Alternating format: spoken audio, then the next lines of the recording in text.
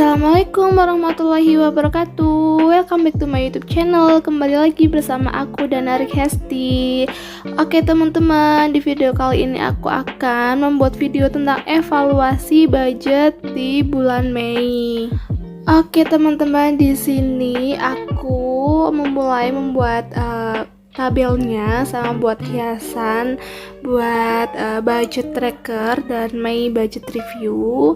Di sini aku bikin kotak-kotaknya seperti ini. Seperti biasa ya teman-teman, setiap akhir bulan, setiap udah gajian dan menerima gaji, aku membuat evaluasi di akhir bulan ini. Dan ini khusus evaluasi di bulan Mei ya. Di sini aku rinci pengeluaran di bulan Mei dengan tujuan agar nanti kita bisa tahu untuk budget yang sebenarnya dan selisihnya berapa, dan di pos mana yang kita itu merasa boros banget atau serasa cukup. Jadi untuk gajian depannya kita bisa tahu, bisa mengalokasikan gaji kita sesuai dengan apa yang kita butuhkan. Oke, lanjut teman-teman. Di sini aku mau sedikit menghias biar terlihat lebih cantik ya. Dan sebelumnya ya teman-teman, aku itu nggak pernah melakukan budgeting seperti ini. Dan untuk setiap gajian itu pasti selalu boncos, dan untuk uangnya itu nggak tahu kemana. Dan setiap ditanya sama suami itu pasti aku bingung jawabnya. Dan semenjak aku melakukan budget ini, alhamdulillah untuk keuangan aku jadi jauh lebih baik dan selalu ada selisih atau lebih, dan itu bisa aku tabungkan. Nah teman-teman, di sini sama nggak seperti aku?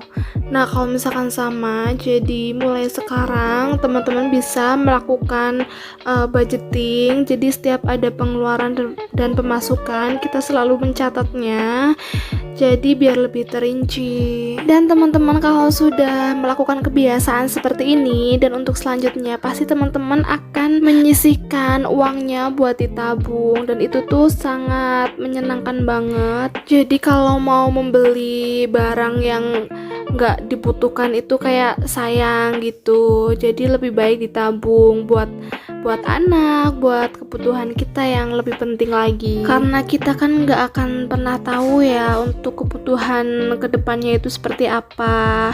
Barangkali nanti ada sesuatu, kan kita punya cadangan atau punya dana darurat seperti itu. Oke teman-teman, di sini tabelnya udah jadi. Dan untuk tabel yang pertama, aku kasih judul budget tracker.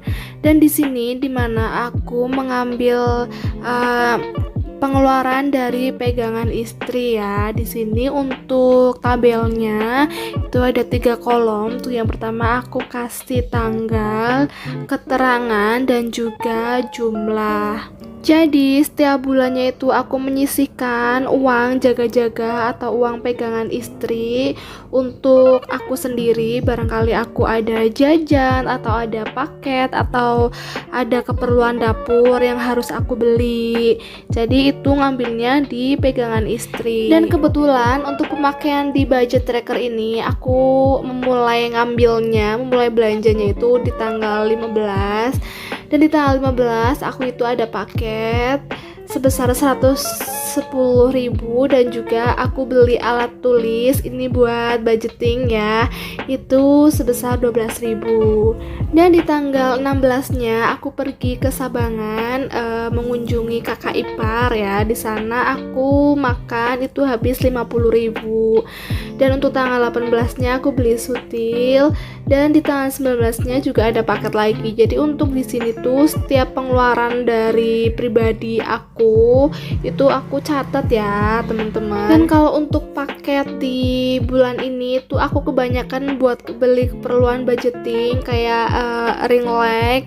Terus ada juga kayak buku-buku gitu buat budgeting aku, buat bikin konten di YouTube. Terus untuk selanjutnya ada di tanggal 22 aku ngesol sepatu suami, dan itu totalnya 25.000. Itu juga aku ngambilnya di pegangan istri. Dan untuk ada jajan dan vegeta itu juga aku ngambilnya di pegangan istri, dan untuk totalnya itu sebesar 276.500. Oke, kita lanjut untuk tabel yang kedua. Ini aku kasih judul May Budget Review. Untuk kolomnya aku di sini tulis deskripsi sama budget, dan untuk selanjutnya itu sebenarnya, dan yang terakhir itu selisih. Jadi di sini itu aku ngambil di per pos-pos yang ada di dompet pintar atau dompet disiplin. Oke teman-teman, untuk deskripsi yang pertama di sini aku nulis di pos belanja bulanan week 1, belanja bulanan week 2 sampai belanja bulanan week yang keempat. Dan kalau untuk rincian belanjanya sendiri itu aku catat di kertas terpisah ya teman-teman. Jadi biar nggak kecampur sama May Budget Review ini. Soalnya kalau untuk deskripsi belanja bulanannya itu banyak banget, jadi terasa panjang ya kalau misalkan dicatat semua. Jadi intinya di sini aku kayak meringkas gitu untuk poin-poinnya, ini per pos-posnya seperti ini. Dan setelah deskripsinya udah aku tulis semua, lalu aku tulis untuk budgetnya itu berapa, dan waktu awal alokasi gaji itu untuk belanja bulanan itu budgetnya 1.500.000 ya teman-teman. Jadi aku untuk per posnya itu 400.000 semua, kecuali yang di bulan keempat itu 300.000. Dan untuk di bulan ini juga aku ada pengeluaran laundry, sampah, sama beras ya teman-teman. Oke lanjut teman-teman, jadi untuk belanja bulanan di minggu yang pertama itu udah habis, dan untuk minggu yang kedua itu untuk sebenarnya 380.000, jadi masih ada selisih 20.000 ya. Dan untuk belanja yang bulanan yang ketiga juga udah habis, dan yang keempat itu cuma 288 dan masih ada sisa 12.000. Dan selanjutnya untuk gas dan galon itu habisnya 79.000, selisihnya 21.000. Karena untuk budgetnya itu 100.000 ya teman-teman. Dan untuk pegangan istri itu totalnya yang di atas ya, yang 276.500, dan untuk selisihnya itu 23.500. Dan untuk laundrynya ternyata harganya cuma 40.000.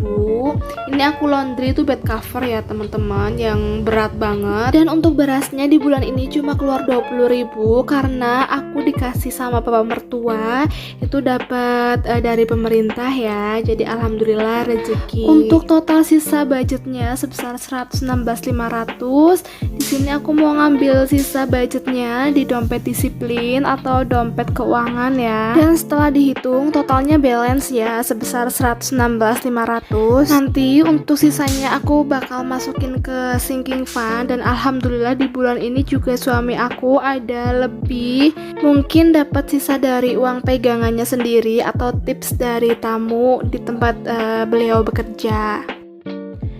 Yuk kita mulai untuk pembagian uangnya. Di sini ada total 400.000, itu aku rencananya mau dimasukkan ke sinking fund handphone, karena ini handphone itu buat suami aku.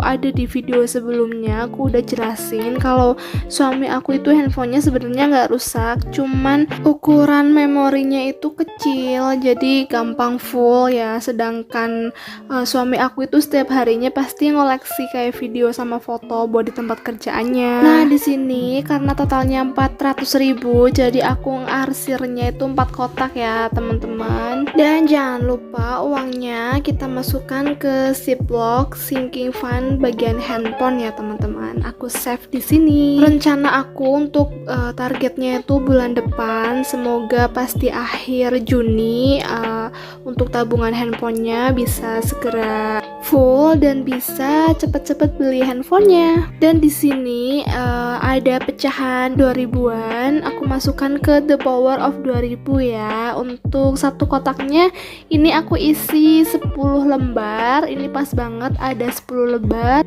Dan jangan lupa untuk ditandain, di sini aku cukup disilang aja ya.